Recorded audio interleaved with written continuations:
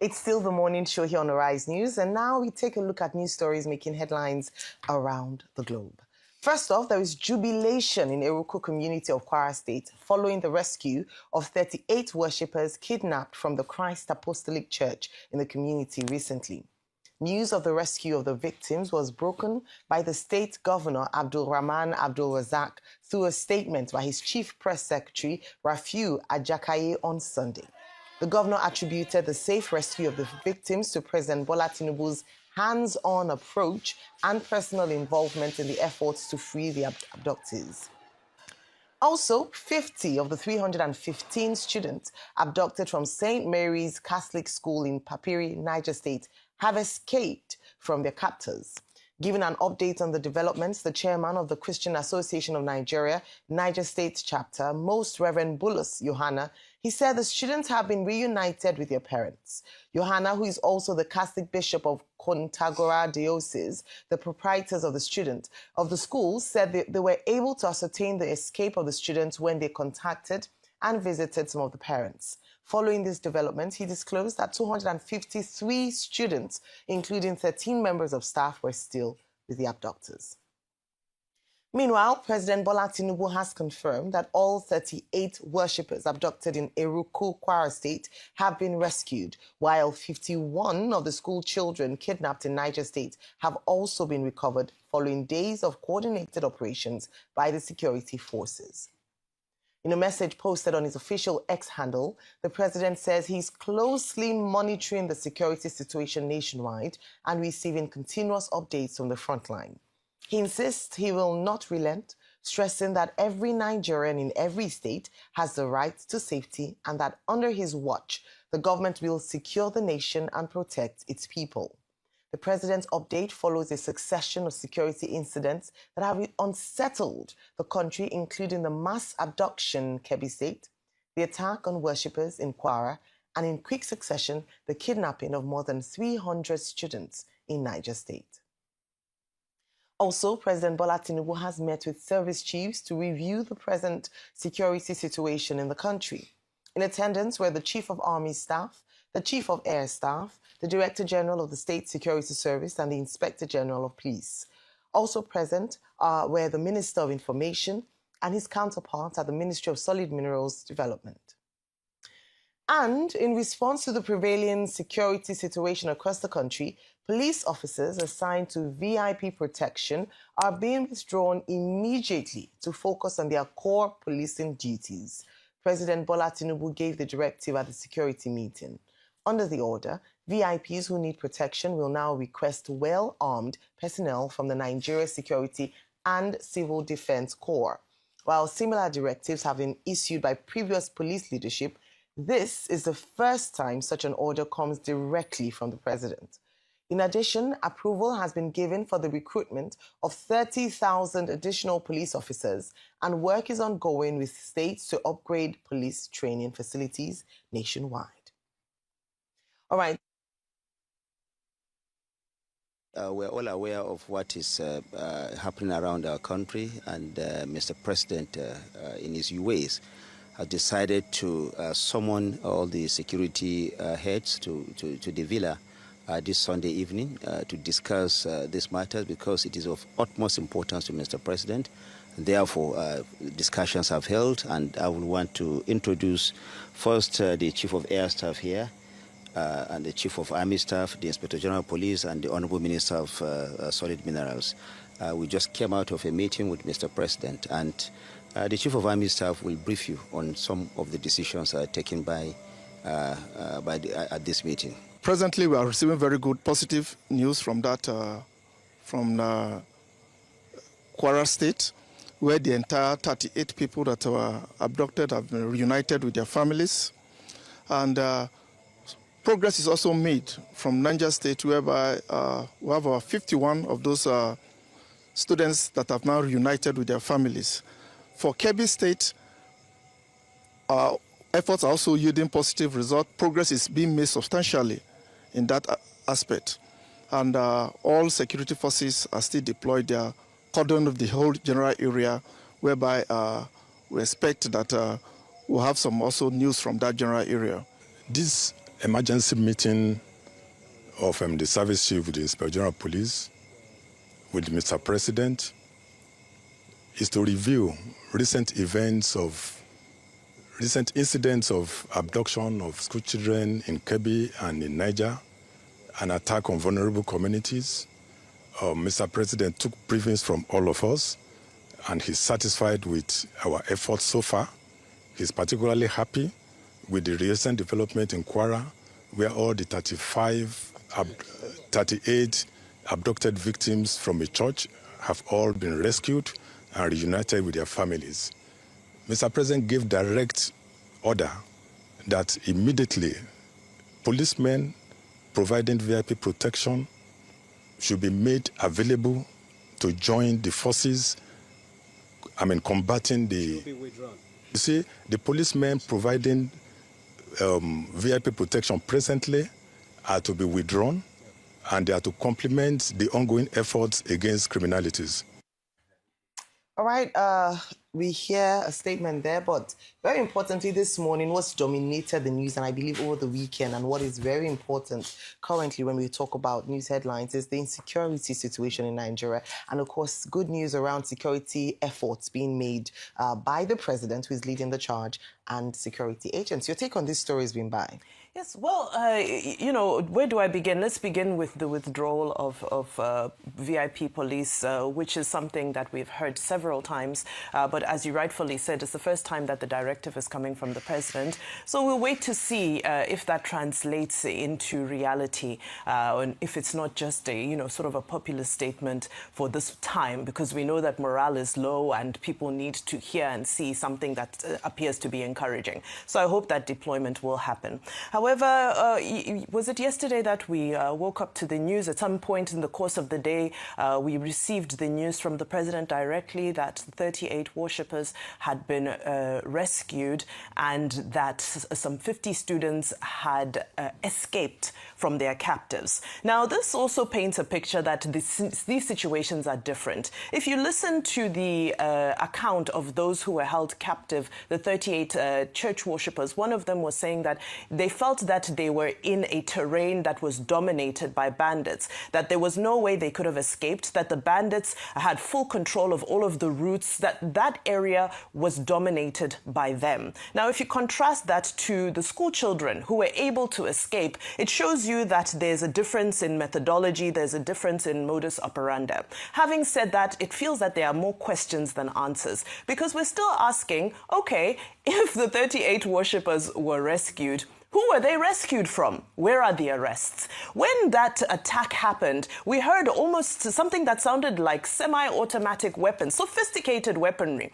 Where was that? Were those weapons confiscated? Where are those guns now? Now, I know some security experts may say that, oh, these are sensitive issues because there are ongoing efforts happening around. However, right now, the trust deficit is at a peak. So Nigerians need to taste and smell that these things are truly transpiring, that truly insecurity is being dealt with, and we are not, being given what people would call smoke and mirrors. Very important. Now, on to the next issue for me, which is just the insecurity as a whole. We saw a sudden, a burst of insecurity this weekend, and it just forced many of us to sit back and relax. And it's very clear that Nigeria is fighting two enemies. The external enemy, if we look at it, we usually refer to events that transpired in Libya and so forth. But if you look at the literature around terrorism and how the trends have shifted, the ongoing attacks happening in the Middle East and all the activity we've seen in the Middle East has actually weakened the terrorist headquarters, whether it be Al-Qaeda or whether it be Islamic State and so forth.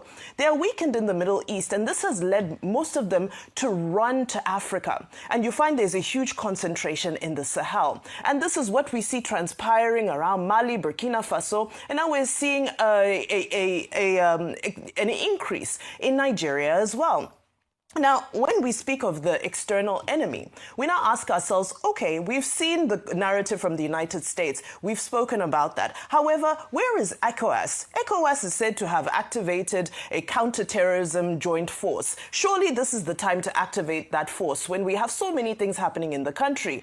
lest we forget that Nigeria is one of the leading members of ECOWAS, and this counterterrorism force was said to have been activated under the stewardship of President Bola Tinubu. Surely this is the time. However, when you read the reports about this counterterrorism force, many people are even skeptical that it will even materialize because it needs about $2.5 billion per year to be able to operate. Is it time for us to make friends with the alliance of Sahel states, Mali, Burkina Faso, Niger, the nations who left ECOWAS? Because our biggest land border with Niger is currently with somebody who is not a friend. We need to become friends with Niger. Porous borders are part of this problem. What is the cooperation looking like? Can we put politics aside so that we can look at safety issues? If you look at, because there's also an upsurge of insecurity in those three countries as well, but they are cooperating, they are assisting each other, and they are coming to each other's help. So it's time for a regional effort. Now, when we look at the enemy within, when I read a lot of literature concerning, this Islamic State, the jihadists and their playbook, because there's a lot of it available. A lot of research has been done. What are they taking advantage of? They are taking advantage of a broken social contract. They arrive in these communities and their manuals say that you have to win the hearts of the community. And how do they do that? They pretend to be the saving grace of these communities. They tell these communities that we will empower you economically. They tell these communities that we will protect you. Your state has failed you. So what needs to happen? Our state needs to ensure that there is a social contract that is renewed. We saw the Arero Consultative Forum marking 25 years yesterday, and various things were said, one of which was around the trust deficit. But another major issue is around how can we economically empower these vulnerable communities who will turn to whoever will help them and will even assist these players in perpetuating these atrocities because they feel that the government has failed them. So as I round up, the most important thing, I believe, is besides putting out this current crisis, the technocrats should not be sitting back and saying the commander-in-chief and the armed forces are in charge. The technocrats need to be drafting a rescue plan that can create a very urgent safety net for these areas, because at the core of the issue is economic disempowerment. Absolutely. Thank you, Dr. Okay, let me start with President Bola Ahmed Tinubu. He cancelled the trip to Johannesburg, South Africa, to attend the G20 summit. He cancelled the trip to go to the AU-EU summit meeting in Luanda, Angola. We were told that he would sit back to address the security issues in the country and receive briefings. He dispatched the vice president to Kebbi to assess the situation. Subsequently, he sent Minister of State for Defense, Minister Matawale, to also go there. And he has convened also a meeting of the security, of the service chiefs who met and reported to him. And on the back of that, we have been told that, 38 persons who were abducted in Kebbi have been released, have been rescued. 50 of the over 300 students of St. Mary's Catholic School in Niger State have also been rescued. Well, on the surface of it, kudos to the president. It shows that in terms of managing the situation, his realization that the buck stops at his desk is a very important message coming across. And in the statement that was read, he said that under his watch, he has a responsibility to make sure that every Nigerian is safe. Every Nigerian has the right to safety. In fact, the Constitution is very clear in that regard. Section 14, sub 2, says that the primary responsibility of government is to ensure the security and the welfare of the people. Now, to go straight to the point about withdrawal of VIP protection and giving that responsibility to the civil defense. Now, VIP protection is unfortunately part of the responsibility of the police. I recall that policemen at a time, they were usually sent regularly for VIP protection. But what went wrong is that the system was abused. We got to a situation whereby our policemen became back carriers for the wives of important personalities. They became, errand boys going to pay school fees, taking children of madam to school. The whole situation became so ridiculous that in a country that has not even met its UN quota, the UN quota for policing is one policeman to, I think, 450. But what we have, the reality in Nigeria, is that we have one policeman to about 670 persons. In other words, the ratio is skewed. It doesn't follow international standard. And then the bulk of these people are reduced to bag carriers and makeup bag and market bag carriers for the madams of big people. So it is important. It is a good development that at the end of the day, the president of Nigeria himself has realized that this must stop. On Friday, I said that we are under-policed, and then we have the military doing police work that they should not be doing, and that the military is overstretched. I even asked that people who have retired, who still have energy within them, the government for a period, for maybe for emergency reasons, should recall some of the soldiers that can still function. Should recall policemen that still have fire within them, so that we can, farm up the security situation. And that people in civil defense should be given training to get involved, but all of that will require perhaps amendment of the law, particularly with regard with the civil defense. If you look at the Civil Defense Act, it talks about protection of government installations, government assets. Now the president is now saying, okay, they can do VIP protection. I'm sure there must be something like that, within their enabling act. But civil defense has to be reformed. They have to be retrained. They have to be given resources. They have to be given opportunities if they are going to do the job of VIP protection. The official officers, heavily armed or strongly armed or whatever word the president used, will require training. They will require reorientation. And they must be motivated, because I believe that even in civil defense, there must be issues of welfare, issues of, attention to the happiness and the welfare of the officers. So the president has his job cut out for him. He was the one who went and mentioned civil defense. That civil defense should be upgraded, in my view. Now, there is jubilation in Eruku. Well, that's to be expected. These are church members who were in church November 18. Some bandits had been hiding within the vicinity of the church, and they carted away 38 persons. Don't forget that there was a request for ransom, 100 million per person, totaling about 3.8 billion. Now, how did the Kwara State government handle the situation? While the federal government was holding meetings, the governor of Kwara State too called his own security meeting and tried to address the situation. So, who did what? Was ransom paid? 3.8 billion? What happened? What was the process? The public will need to know, because it's not enough to jubilate. And the church, there was service there yesterday at the church. People still came to church. The whole thing about Christian eschatology is that it teaches people to be hopeful, because without hope, there will be no Christianity. The hope that, you hear every Sunday that there is afterlife, there is better life, there is redemption, and the Lord is always present, to protect the flock.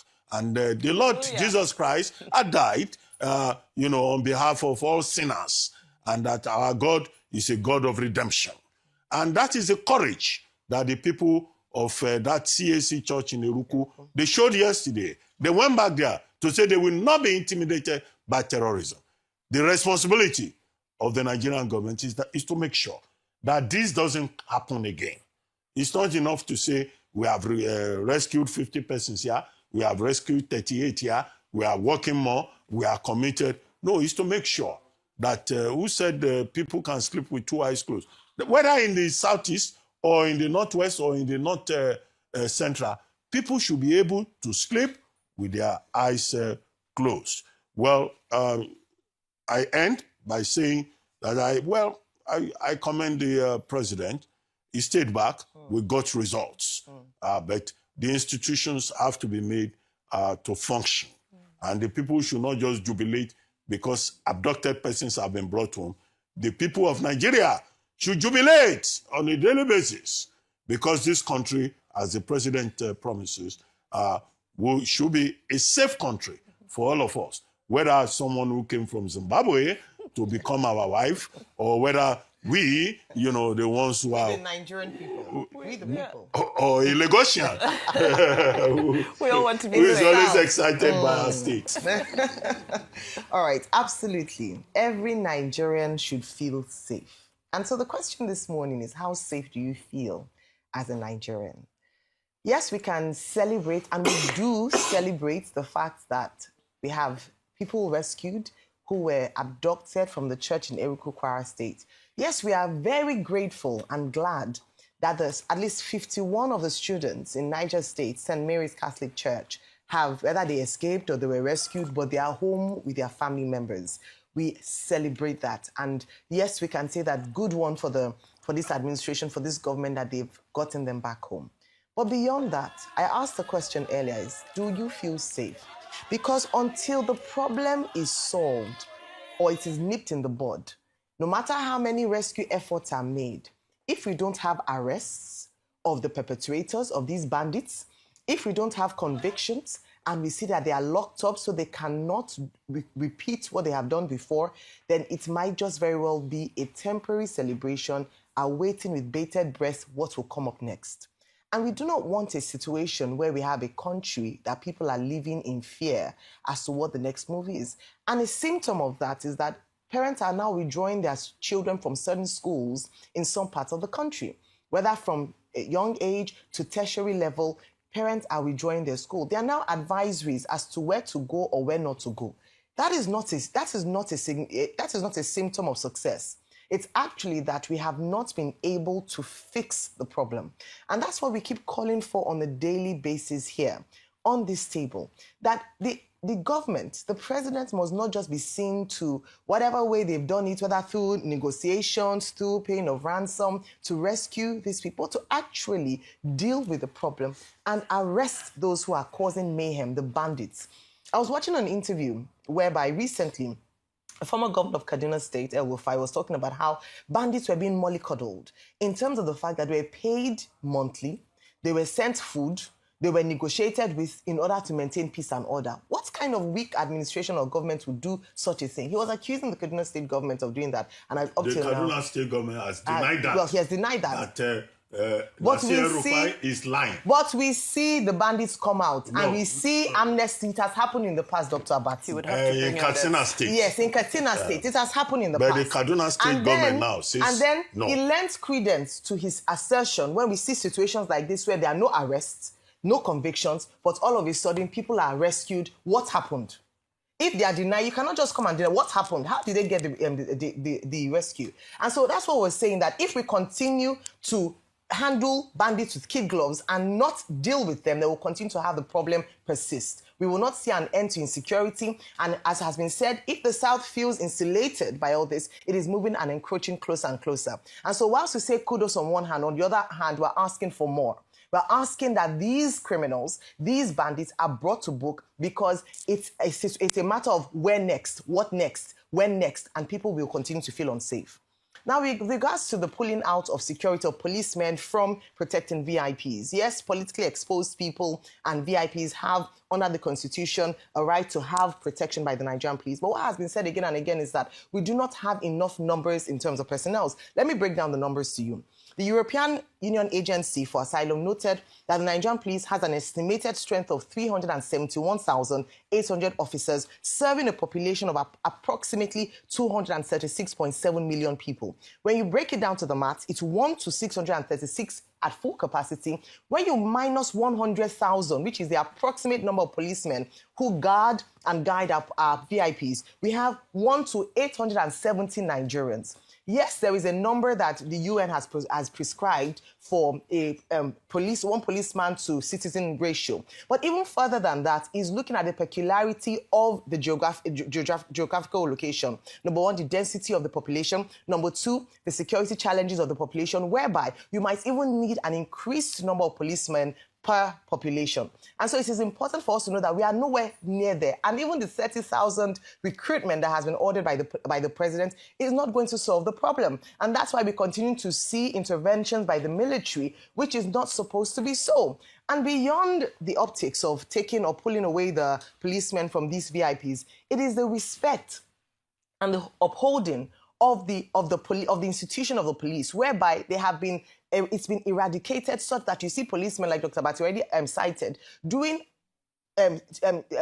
duties and responsibilities that is way beneath the office and the uniform that they wear. I hope that this would also be nipped in the bud as we talk about how we can better utilize and maximize the limited resources in terms of personnel when it comes to the policemen. As was already mentioned, in the past, it's been the IG of police who has come out to say that, okay, we're going to stop that. But now the president has given the order. The C has spoken. We hope that this will be implemented and enforced with immediate effect, and that the policemen can actually do what it was, address this critical insecurity matters that we face currently in Nigeria. These are some of the issues that we talk about. And so, whilst we congratulate the president on one hand and we say, well done, security operatives for doing their job, we also say, on the other hand, we need more than that. We need Nigerians to be able to close their two eyes and go to bed with the knowledge that criminals are behind bars and not walking freely, whether in forests, in communities, amongst community members,